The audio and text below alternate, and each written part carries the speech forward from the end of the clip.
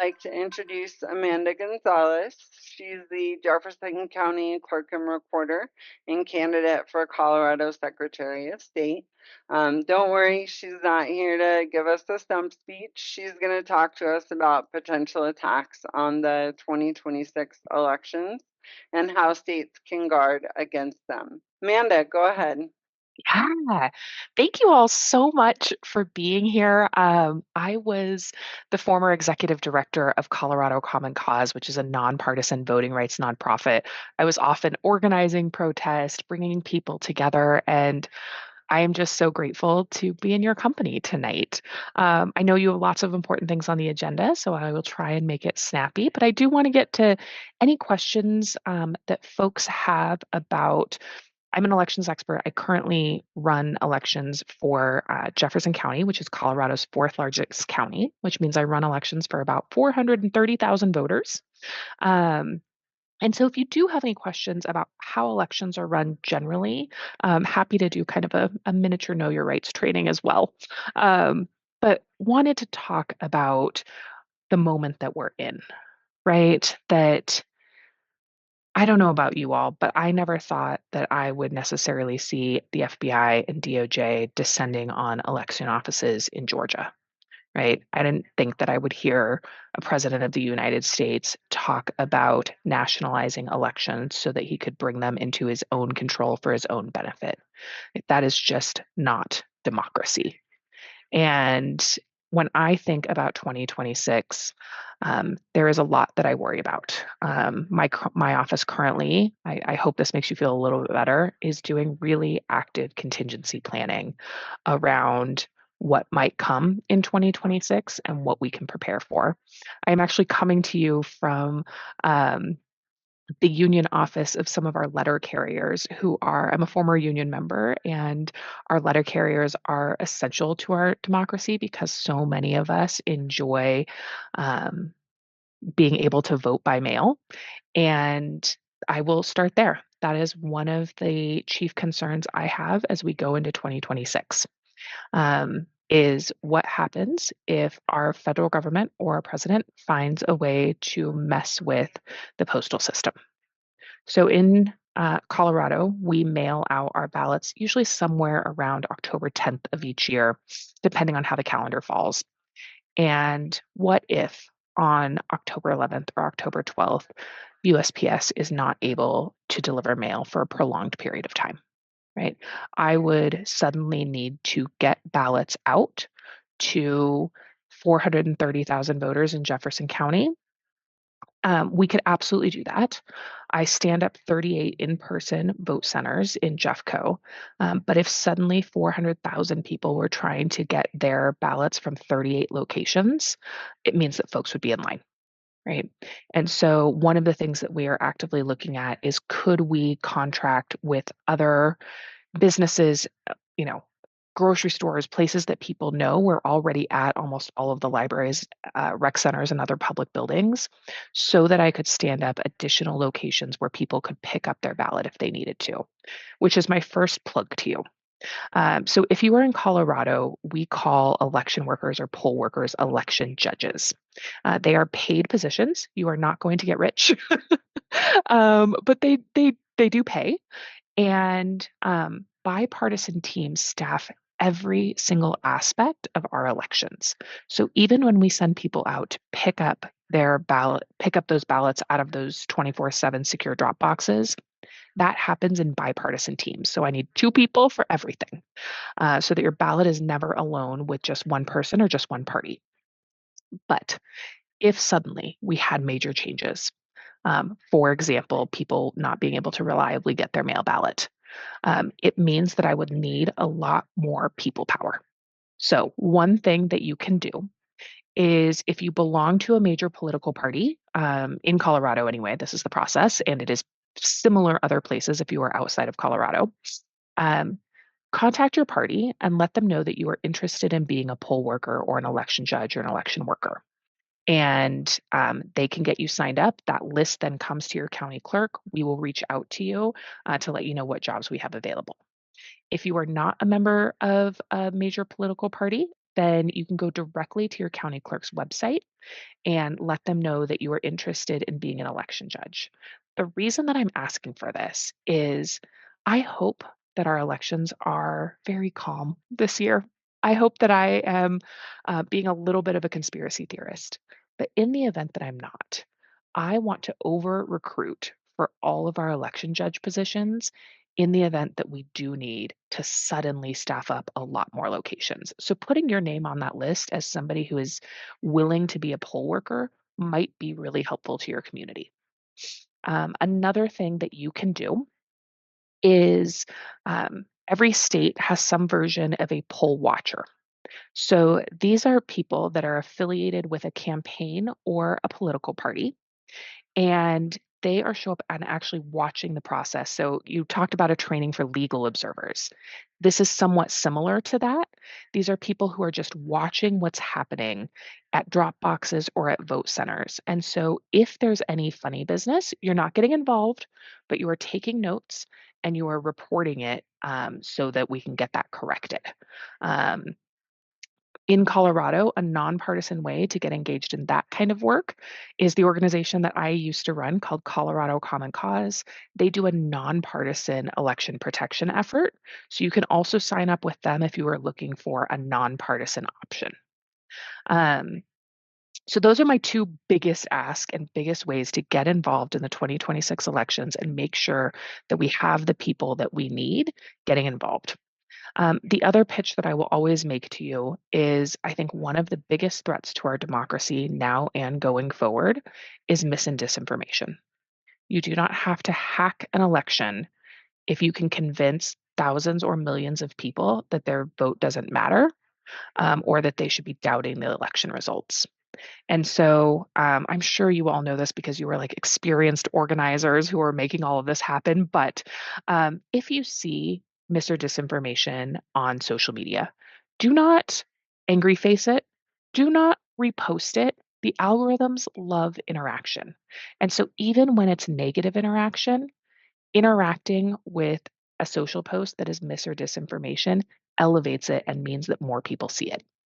If you're trying to post a warning, so for example, when I used to run that nonpartisan election protection effort, we would see some posts that had inaccurate hours. So it would say the polls are open till 8. Actually, the polls are only open till 7 in Colorado. And so if you thought that you had an extra hour, you actually might not cast your ballot that day, right?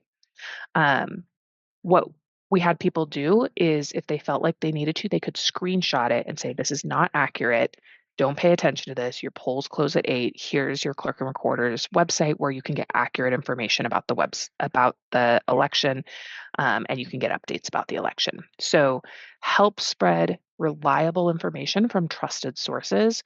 Please don't interact with all the stuff that we're going to see that is going to be disinformation because I think we're going to get inundated.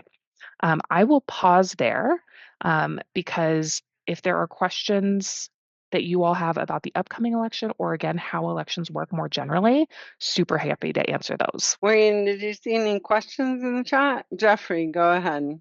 Did it? Should we worry, or should we not worry overall? Yeah, um, you should stay vigilant will be my answer to that.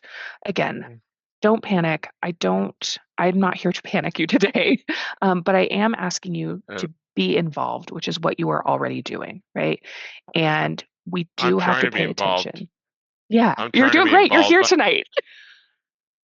but Um, the thing is, I'm stress eating, and I gotta lose weight. That uh, that's I something. get it. I think this kind of stuff is making me, stress eat. Yeah, I get it. I will Well, also say, with regard to the FBI, which is what you had brought up initially, you know, what we saw in what we saw in Georgia was horrifying, right? Where we have federal agents descend on an election office and confiscate documents, right? In election world, everything that we do, we have a chain of custody. We have tamper evidence seals. We know who has touched that information or who has touched those documents, where they've been and where they're going. And I believe that the reason that the Trump administration is doing that is so that they can sow the seeds of doubt. They can say, we have the documents and, you know, XYZ lies about our election, right? It is only to feed the big lie. And so we're going to have to be ready to combat that disinformation because I believe that that is the only reason that we're seeing that happen nationally. I'm really proud to say that in Colorado, our Secretary of State is refusing to hand over documents. As the clerk and recorder, I would do the same. Many of the documents that the federal government has requested are actually in possession of our county clerks and recorders. I see a couple questions coming through the chat. I am keeping track of them, so I will Perfect. Thank get you. them for you when you're Yeah. ready to answer. Yes. What is our next question? The first question I have is probably can't, but how do we stop Trump's denial of the 2020 election as disinformation that's sowing doubt for the next elections? Yeah. For people that are committed to believing the big lie, despite mountains of evidence showing that our elections in 2020 were fair and balanced and accurate, um, more evidence is not going to convince those people, right? I think what we can do right now is not elevate it, and you can try to elevate the information that is accurate so that when people are on the internet, they are seeing you, their friend who they know is trustworthy and not making things up, supplying information that is from trusted sources like your Secretary of State's office or your county clerk's office. I think the goal is just to make sure that when people are looking for accurate information, it is available to them.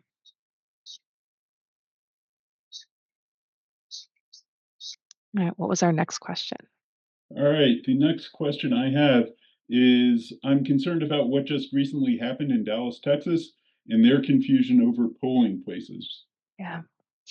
Yeah. So Um, that is one of the ways that bad election administrators can impact our elections, right? It's by changing polling places, it's by making them hard to get to, it's by making them only in neighborhoods with certain kinds of people, right? Or certain kinds of income.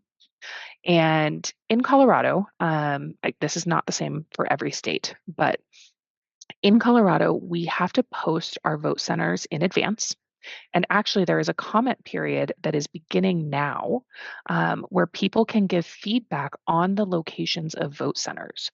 So, for example, if you lived in a community and you're like, hey, I'm in a community that is primarily Latino and there isn't a vote center anywhere near us, you actually have the opportunity to publicly comment. And again, this will be on your clerk and recorder's website in Colorado saying, hey, your plan for where vote centers are going to be needs some improvement. And as a clerk in Jeffco, I very much use that feedback. So that is one of the ways that you can ensure that that doesn't happen in Colorado. If there were rapid changes like there were in Texas, those would have to be noticed in Colorado, and it is the Secretary of State's job to enforce those rules and laws. So it's another place where poll workers and poll watchers are very important. Okay. What about the MAGA national elections bill that's coming up that Trump is demanding to pass? Yeah. So our Constitution squarely gives the control of elections to Congress and the states, not the president. He can issue every executive order that he wants about changing our elections, and he does not have the power to do it, right? So, first thing, we have to have elected officials that are going to stand their ground and say, no, you don't control elections, and we're not going to let you. What is scarier is legislation moving through Congress. So you may have heard about the SAVE Act that radically changes voter registration for the whole country. If something like that happened, if Congress actually passed a law, states would need to file it, or sorry, would need to follow it. Blah. Um, and the scariest part of that SAVE Act is actually overnight, it would mean that thousands of Coloradans would no longer be registered to vote. It would require that in order to be registered to vote, you must show documentary proof of citizenship at the time of registration. So you would have to come into your clerk and recorder's office with a passport or a birth certificate and get re-registered. Not only is that process just horrible, right? I don't have better words. Not only it's exclusionary, it's burdensome.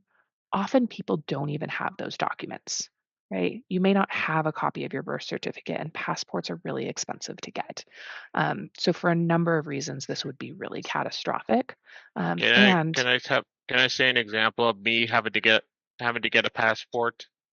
I know that we don't have a ton of time today because you all have another really important training coming up, and I'm seeing lots of comments in the chat. So I might hold that off and just see if we have time at the end for that, if that's okay. But you're Yeah. absolutely right. Passports are not cheap to acquire and can often be difficult. So we have to fight against the SAVE Act. That was a longer answer to say Donald Trump cannot unilaterally change our elections. Congress could pass horrible laws. We have to make sure that doesn't happen. And we have to make sure that we have local election officials who are willing to stand up for us. Okay, I'll make this quick. There's still a few more questions. Can Colorado election experts train other people in how to do secure elections, especially Yes. mail-in? Yes. So I'm not sure if your question is specific to training other people outside of the state, but I absolutely go to conferences all over the country and help other election administrators figure out policies that would work in other states to get them closer to the model that we have in Colorado. Mhm. And then more locally, like I said, we need more people who are elections experts who can help their communities understand how voting works and their rights as a voter. And so, very happy to work with you all to make sure that you all are those experts that are helping get accurate information out. So, the more like know your rights trainings we can do, the better. Okay. There are three really short ones that I'll put together. How do I sign up to be a poll worker? Is it safe to vote online? And can ballots be sent in before October 12th?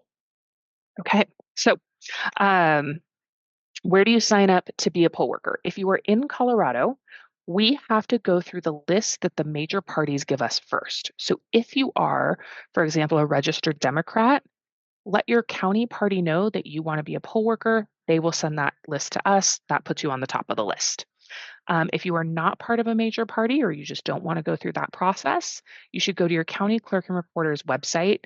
There will be a form to express your interest there. Fill that guy out. The second question I think was about online voting. So that might be something that is secure and reliable in the future. Right now, the technology is not quite there to make online voting as secure as paper ballots. So in Colorado, even if you go in person and vote on a machine, we are not counting like a card or anything like that. That machine prints out a piece of paper, we count the paper. Paper ballots are the most secure way to vote right now because you can't hack paper, and we have a record that we can always go back and check to make sure that the count was accurate. So while I think online voting might be a great piece of accessibility in the future, the tech just really isn't secure enough right now. And I don't want any of our elections ever getting hacked. And I didn't remember the third question. Can we send ballots in earlier than Oh, October 12th? so there are a set of voters, and this is nationally called, we call them UACAVA, but it's military and overseas voters. They do get a little extra time, right? Because if you are serving our country abroad, it might take a little longer for your ballot to get back to us. And then we do have some in-person voting. If you're going to be out of town or something, you can go in a little bit earlier. But generally speaking, we mail those ballots out to the general public all at the same time so that we all have the same amount of time to do our research, talk to our neighbors, and make sure we get that ballot returned to our county clerk. That is Awesome. all the questions I have in the chat. So Perfect. Like I said, I know that you are doing really important work. I'm so excited that you all are helping to plan protest and no kings. And I am just grateful for all that you are doing for each other, for our democracy, and for our communities. So it was so great. Thank you for your time tonight. I put my information in the chat earlier, but I will drop it back in there just in case anybody has any follow-up questions. or wants to continue the conversation. Again, grateful. Thank you, thank you, thank Yeah. you.